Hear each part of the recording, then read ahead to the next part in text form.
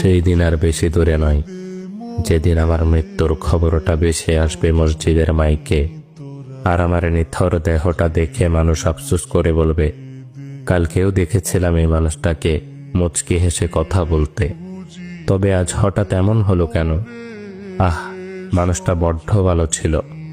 কারো কারো হয়তোবা চোখের কোণে অশ্রু জমবে, আবার কারো কারো চোখ থেকে হয়তোবা 2 ফোঁটা জলও গড়িয়ে পড়বে।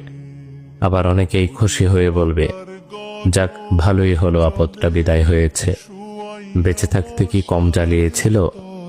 ব্যস্ততার কারণে আমার অনেক কাছের মানুষরাও হয়তোবা আমার জানাজায় উপস্থিত হতে পারবে না। আবার অনেক দূরের মানুষও শত ব্যস্ততার মাঝেও ছুটে আসবে আমাকে শেষবারের মতো বিদায় দিবে বলে। লুকিয়ে থাকবো আমি 3 টুকরো সাদা কাফনের আড়ালে। কেউ কেউ ছুটে আসবে আমাকে শেষবারের মতো একটুখানি দেখবে বলে।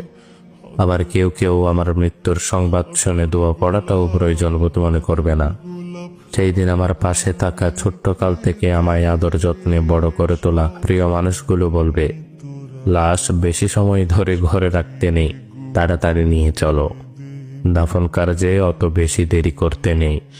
শত কষ্ট উপেক্ষা করে তৈরি করা আমার সাজানো গোছানো জীবনের সমস্ত সম্পর্ক, টাকা পয়সা, গাড়ি বাড়ি, জায়গা জমি ইত্যাদি কিছুই আর আমার থাকবে না।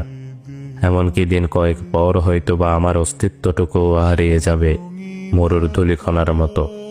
তারপরও কেন জানি আমার অহংকার, সম্পদের লালসা, ক্ষমতার তৃষ্ণা ইত্যাদি যেন দিন দিন বেড়েই চলেছে।